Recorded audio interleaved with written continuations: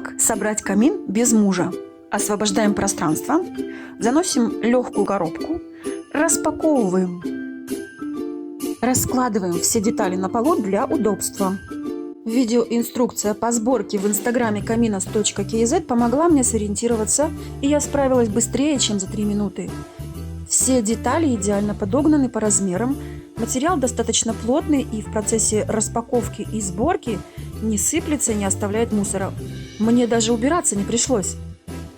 Признаюсь вам честно, я рассчитывала на помощь своего мужа, но он уехал в командировку. Теперь мне придется оправдываться, почему я не режу дома хлеб и не открываю самостоятельно банки. Ведь на каждый мой ответ он будет возражать: ты даже камин самостоятельно собрала. Результат мне очень понравился.